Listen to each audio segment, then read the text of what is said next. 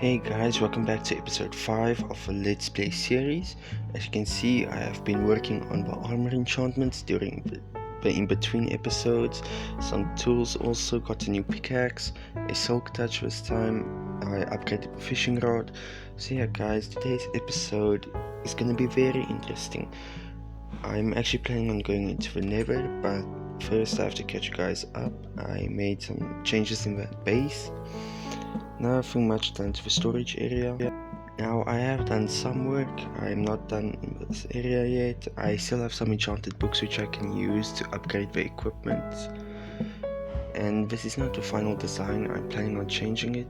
Also, this is actually a new dog, the old one actually died to a creeper. Now if you wanted to know the golden apple there, that's actually gotten from a spawner, and that's what next episode's gonna be about. We're gonna be doing farms in the next episode. So I'm quickly gonna cut and I'll see you guys then. So yeah guys, we're at the spawner. This is in a cave system. I actually found this in between episodes whilst doing a little bit of mining for like 20 minutes. Now I've put some of the drops in here, might as well grab the coal. Now I left the gravel as I don't really like carrying the gravel, and we have pumpkin seeds, some saddles, rotten flesh, bones and wheat. Most importantly, we have the spawner. Now this is a skeleton spawner as indicated by the skeleton spoon inside the cage. Now there's not really much things left in the chest, but in the next episode we will be turning this into a farm design. Now that will actually require us to dig out the area here. I don't actually want to break the spawner, so for now we have to start focusing on the armor. As you can see, whilst it is still very high durability, we have to start getting ready for the first villagers, and this is where the Nether actually comes in useful. Now we're back. I'm just gonna drop off some of the items I have.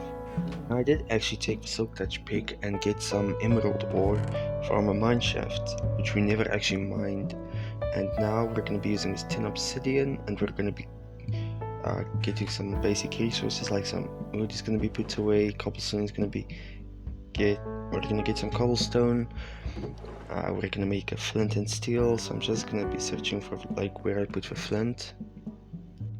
So yeah, we're going to grab one flint, and now we're going to be grabbing one single iron ingot. This has to be combined in a crafting table. Now this is a shapeless recipe, so it can be combined anyway. Now I'm gonna be building this area like in between episodes, maybe do something to the wall to decorate it, but I'm planning on doing something to the area, as you could have seen where I said in previous episodes, to do like a guard tower, or maybe even like a satellite or a lighthouse maybe, just so that it's for decoration purposes, to make the area look much more finished. Now the whole point of going into the Nether is so we can find a fortress. Now a Nether fortress is actually a Nether based structure which has many different types of mobs, of which we're only going to be focusing on like one for today. There is another which is called the Blaze, and then the mob maybe in like a later episode is going to be like the Wither. And now what you can do is after you kill like a bunch of wither skeletons, they actually have a chance of dropping the wither skeleton skulls, which can be used to create a wither boss. Now I created this sphere to basically outline the area which we're going to be having the portal surrounded by, so we can look at all the areas around here. Maybe we're going to be expanding the areas like rivers, maybe terraforming the landscape, because I know actually I'm not super happy with the landscape at the moment, so especially like around the base I'm gonna be terraforming, and we're gonna be building a bunch of farms in the next episode. Now we do have a mountain in our area here, the other area where we're gonna be building the lighthouse or guard tower, but for now I'm just gonna be building the portal. Now I usually only need 10 pieces of obsidian, and this is actually something that if you're not used to the game, you would most likely mess up, is how you build the Nether portal. Now the minimum you need is 10 obsidian blocks, because you don't need to fill in the corners, those are only for aesthetics. But yeah guys, I think I have most of the stuff so we can head in. I'm just gonna be going to grab some more stuff and we're ready. I'm gonna be cutting here in a bit because on mobile Nether takes a lot longer time to load. So I'll see you guys when. So yeah, we're in Nether. I built a small box around our portal. I have gathered some basic Nether resources to cover up the lava, as we got one of the worst biomes to spawn in.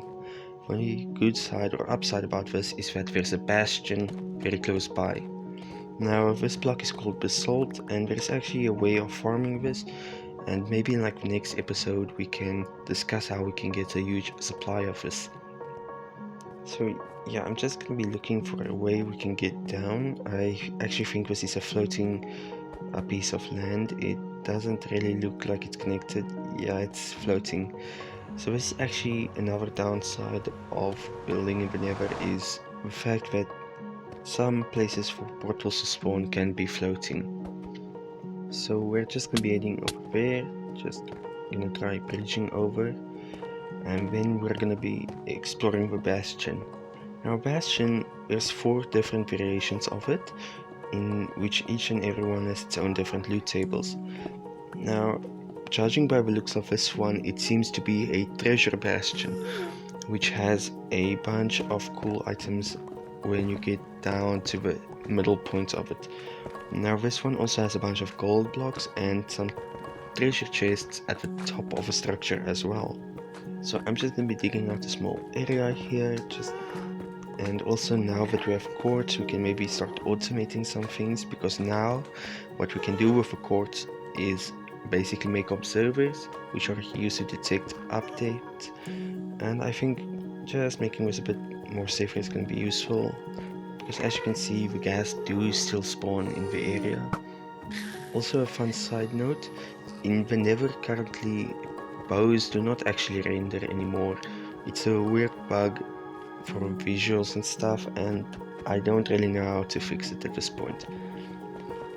So what we're going to be doing is just digging some of this area along the cliffside, just not a tunnel, and so we can see where we're heading, and we're going to go to this bastion to collect some resources. Now mainly I think I should cut it out, as it's not really what we're looking for, and yeah, so what we're gonna do now is I'm just gonna be cutting here until we get to the inside and the treasure, and I'll see you guys when. So yeah, we're here guys. Now this is actually the bottom. It's a super dangerous area due to all the magma cubes. There's a spawner down here, so I'm just gonna be covering it up with some blocks so it's not too dangerous for us. Now as you guys can see, these mobs are called magma cubes, and they're extremely dangerous, especially for bedrock edition. They are not a forgiving mob. They will literally kill you with the first chance they get. Now there is a chest here, and it does contain some loot. I'm just gonna be blocking up the top, and then we will look. Now as you guys can see, there's a diamond helmet, and for the first time we see a netherite ingot and an ancient debris or netherite scrap. This is used to upgrade any and all diamond gear, which we will be discussing. But yeah, I think for this episode all I will be doing is just upgrading with pickaxe. I don't really want to spend a lot of time here, and I actually just cut again, and we're at the fortress. I have been walking around for like 10 to 20 minutes again in the world, and yeah, we might have to fall down here so we can get to the fortress. Now a plus side is on our boots we have feather falling, so that negates fall damage, along with the protection enchantments, which negates about 60% of all damage taken. Now I don't want to stay here too long, as we don't have any mending books or villagers yet, and also the armor can very easily be damaged and broken maybe. So I'm just gonna be trying to get back to the overworld after this, so that we can save as much durability as possible. So yeah, as you guys can see, this is like a staircase, and here you usually find nether warts and some soul sand. Now this is actually used for brewing, and this is where we are supposed to be able to find blazes. As you can see, since you're on the inside of this fortress, there are some treasure chests, and this is actually quite expensive fortress so far.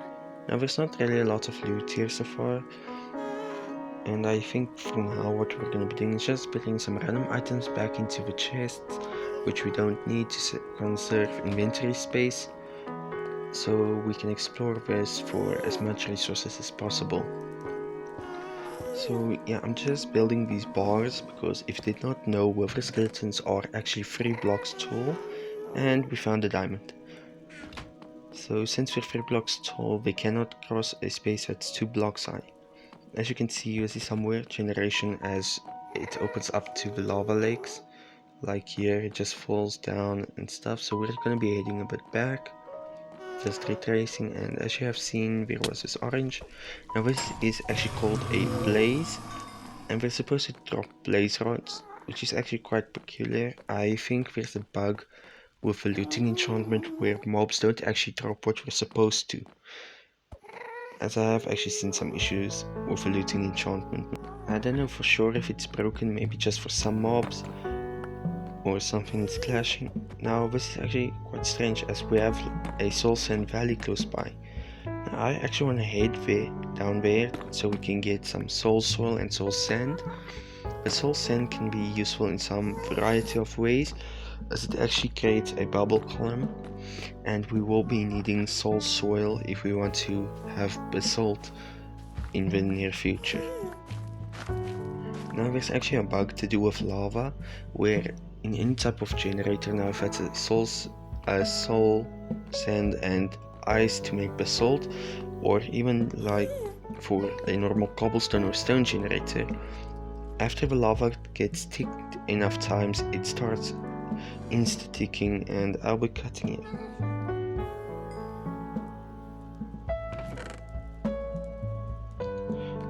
So yeah guys, we're back, and now we're just gonna be exploring some of the fortress, maybe just heading back. I got the blaze rods necessary, and for some reason 5 wither skeleton skulls. But I think for now all we can do is just head back, and there's another wither skeleton. I didn't really want to stay here for that long.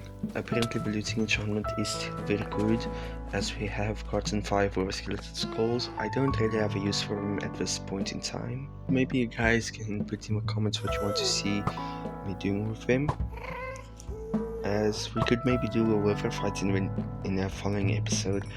We actually have lots of resource blocks, and if we start farming, we could maybe get more villagers, like a secondary villager, and maybe do an iron farm design that would be very beneficial, as we could get a lot of iron. Now the upside to this is I actually know where there is a village. Well, it's actually the zombie village we discovered in the previous episode. You could always cure those villagers and breed them up again, so we have like 20 villagers there, which can be used for an iron farm. So I think for now I'm just gonna be heading back up. I don't really want to stay here for much longer, just to save durability, and I'll see you guys then. Yeah guys, we're back. I'm just gonna be putting some of the resources in the chest I placed here for the current time frame. Now we have some 5 skulls, which we only need like 3 of them really. They're not really gonna be used for a lot of things. We also have a netherite ingot, which I think we will be using to upgrade the pickaxe at this point. And also we have a soul speed book, which will actually be much more useful than you guys think. It's not the best one out there, but we can always get higher tier soul speed boots later on. Now I'm just quickly gonna get some iron again. We just need 2 ingots, so we can craft a smithing table, as you guys can see. Now this is actually used to upgrade diamond gear to netherite gear, and this is actually where this table comes in very importantly. All you have to do is put a pickaxe or any type of diamond item and netherite ingot in there, and that will upgrade them to netherite. So now that we have a netherite ingot, I think we will be upgrading boots with soul speed.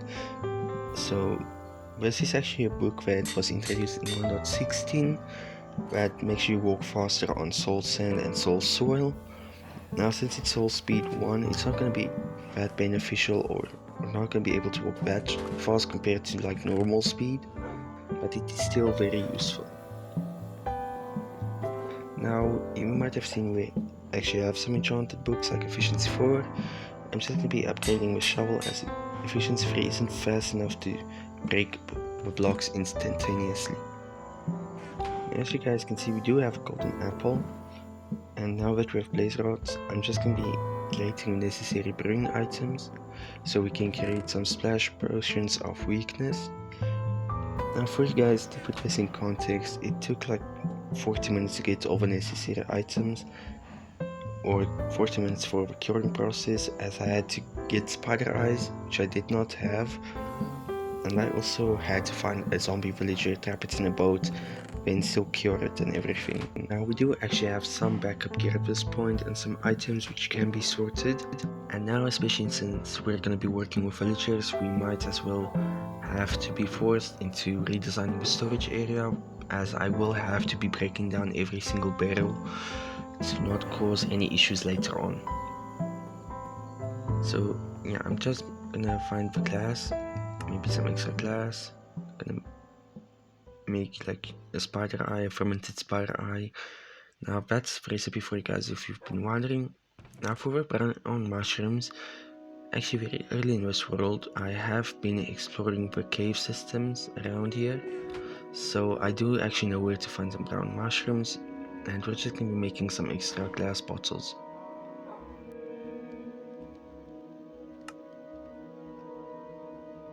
Now glass bottles are just gonna take 3 glass blocks and they turn into 3 glass.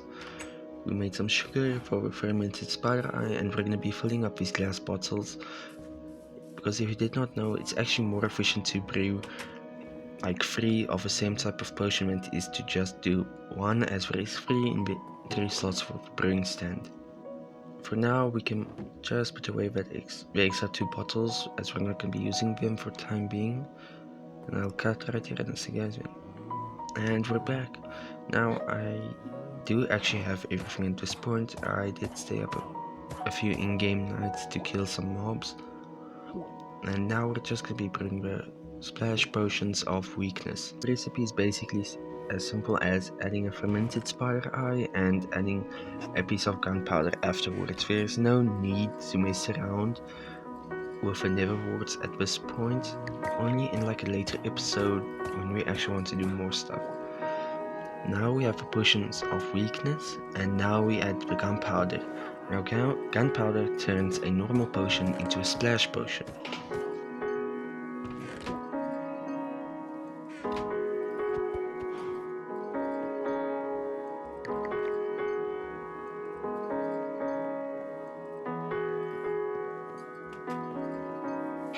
Now guys, I think there is actually some mobs. As you can see, there's a creeper. Now it's based just to kill them as often, and it appears there's a witch. We might as well just kill this mob, as they are actually very dangerous. And it dropped a potion of healing, which restores a few hearts each time you drink one. And now we have an extra bottle and a few more resources. If you guys did not know, we just actually drop glowstone dust, which can be used to make glowstone blocks, which are usually only gatherable by going into the nether. So I'll cut here and I'll see you guys when. So we're back guys, and as you can see it's nighttime, and I'm just gonna be wandering around trying to find a villager. Well, not actually a villager, a zombie villager preferably, so we can cure the zombie villager and turn it back into a villager. Now I know there is this huge plateau area at the top of this mountain area. Now this area is actually quite expansive. It's where I got the spider eyes and stuff from. As you can see, there's a bunch of mobs. Now it doesn't look like there's a zombie villager, just a bunch of skeletons and creepers and normal zombies. So yeah, maybe we will head to the other mountainside if I see nothing here. Yeah guys, it doesn't appear like there's any type of zombie villagers here. Now that's actually unfortunate, as it would have been much easier to move them from this area and any other area back to the base. Now I have actually been very careful in killing all creepers so that we don't create huge gaps in the land or the terrain near our base. As you can see, there are mobs spawning as I have not lit up the entire area.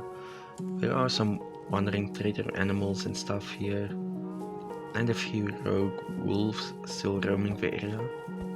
So yeah, maybe we'll just explore like the forest, see if there's any zombie villagers. Doesn't appear to be any. So yeah, hopefully we can find a zombie villager within the next few minutes. Otherwise it's gonna be a very long episode.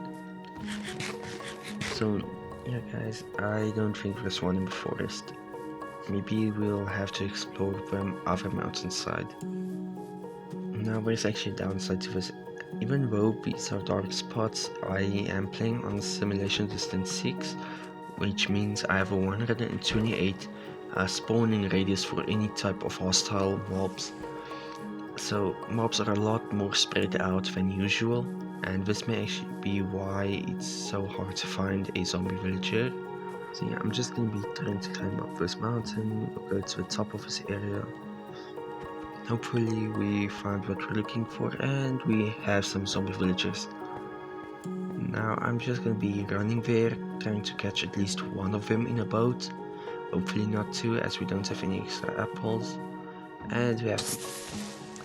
So for now I'm just gonna be killing these creepers and some mobs. We have to barricade the zombie villager.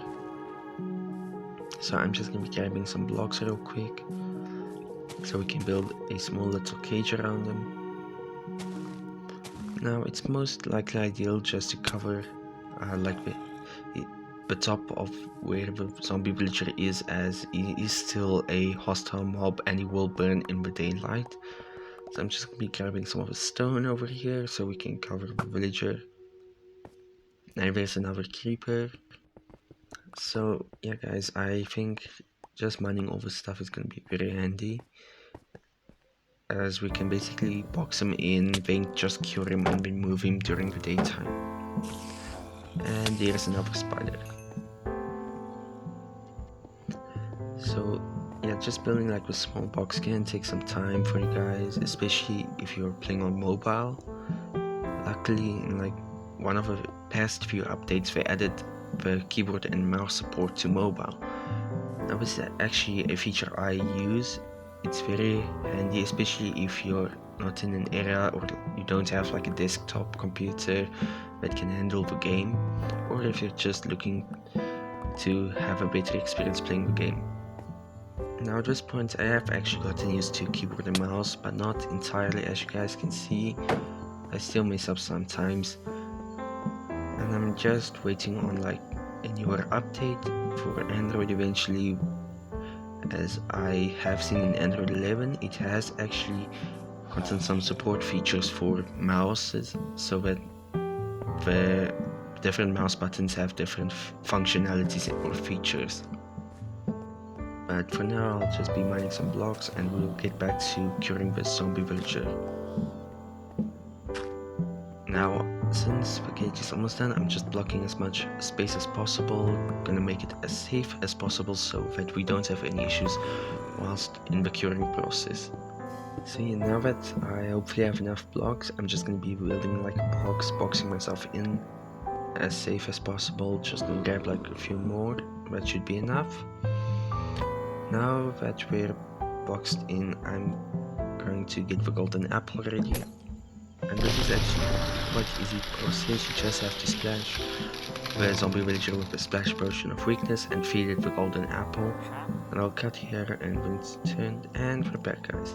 You can see this villager has actually cured, and he's actually training some items which I don't actually need at this point. I have dug a bit more area, and now that the villager is cured we can actually skip through the night.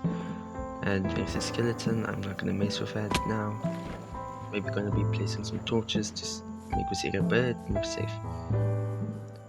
I'm actually trying to avoid the mobs as much as possible so that we can save as much durability as possible on our armor for the time being, as we first need to get that villager to trade like mending, so we can have infinite repairs on our items. So yeah, guys, this is actually very exciting. The issue is going to be getting in here moved into a spot. Most likely gonna have to tear up everything here and move it to chests. Unfortunately, that also includes like every single barrel in the base and some workstation blocks.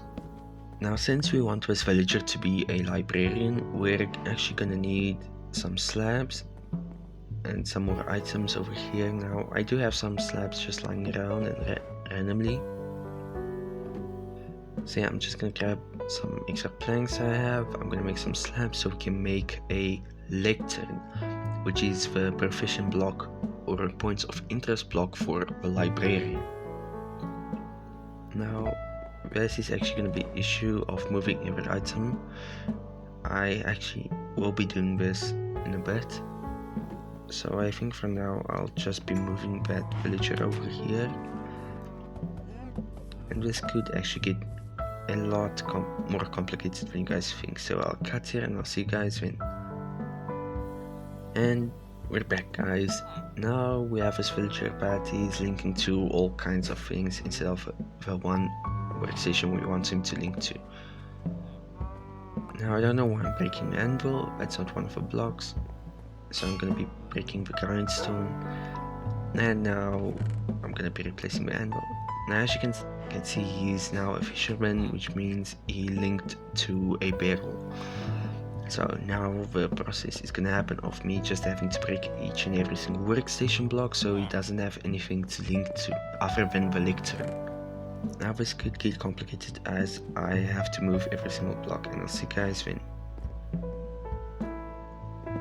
So guys, we're back. It's a bit better now, but I took everything away and it's linked to this current workstation block. Now I'm gonna be trying to re-roll him on camera, and hopefully we get mending. So we got aqua affinity and we don't actually need that, as it's not one of the 5 treasure enchantments. Now usually this process can take a lot of time. As you guys can see, that's a bookshelf, not really needed. So I'm just gonna get some of the bones I have so that if we find the right trade we can make some bone meal and turn that into sugarcane, so we can lock in the profession for this guy. So yeah, I'll be breaking this a few more times. Hopefully we get mending and we will see when he links. And yeah, it's still bookshelves. So I'm gonna cut here and I'll also guys wait. So I did actually break workstation a few times and we do have mending now.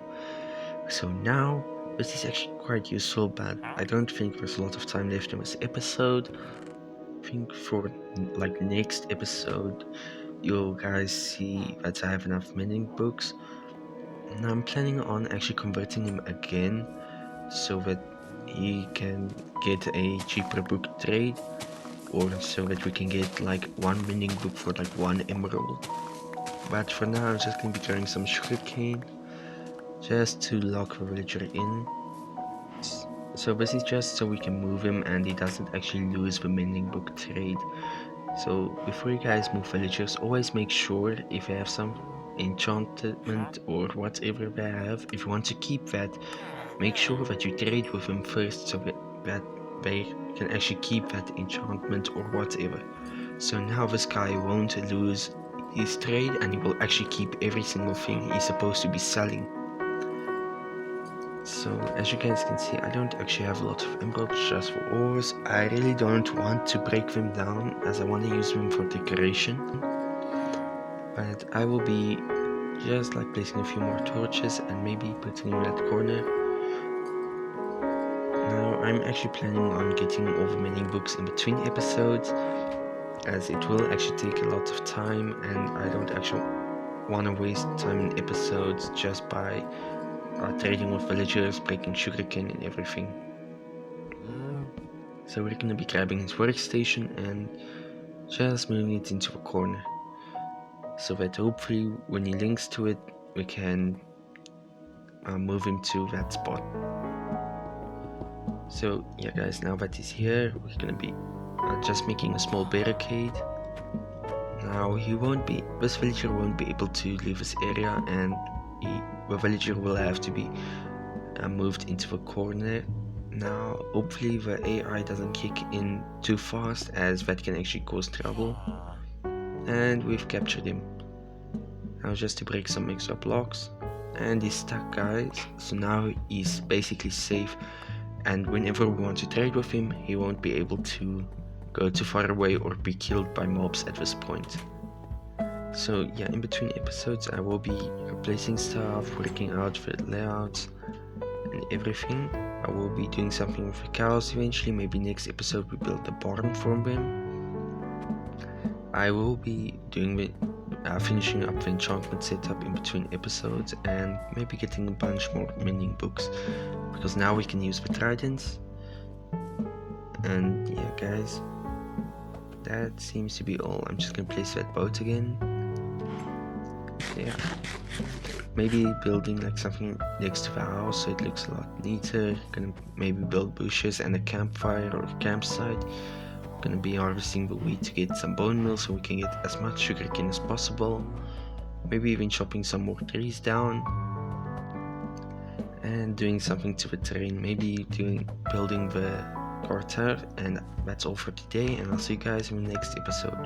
Bye bye.